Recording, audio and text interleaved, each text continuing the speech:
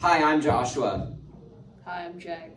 I'm Meghana, I'm James. and we made Waste Detective. This is Waste Detective. The user puts in their image or object they want to throw away, and it will tell you how to recycle it. This, obviously, is a battery. So, you go to the info center, and you type in batteries.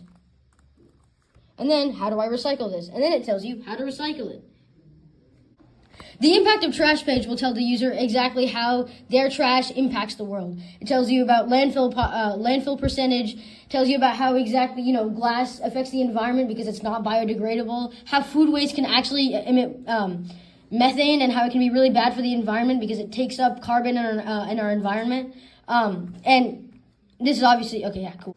This will educate people about the environment, especially people who are younger and may not know a lot about how their trash can impact the outside world. Products with residue are a type tertiary recyclable.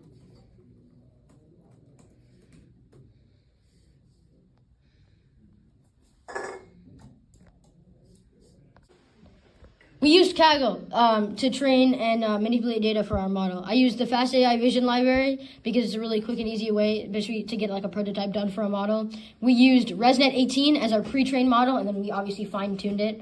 Here is an example of 3 epochs. We obviously did more for our actual final model. And this is an example of a confusion matrix. So this plots how accurate basically how our model was. So it said tertiary 155 times when the answer was actually tertiary. And you can see that there was very little times that it was false.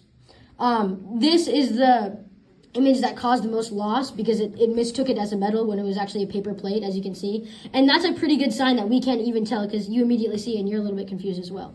These are the top 10 cleaner images. Basically, it's just telling you what it's getting most confused on. And then what I did is I basically made a for loop and then I deleted all of them because I didn't want to confuse the model. Okay, so as you can see, it detects models and me pretty well.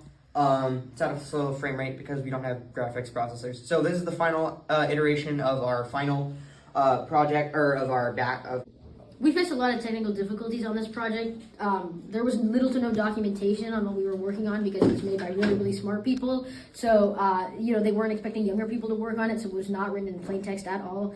Kaggle, what we used to train our model, was really, really slow because it required a lot of processing power. We didn't really know what we were doing. We had to learn radio interfaces, the thing that we used to deploy our model, by ourselves in one day because we had just found out how to use it.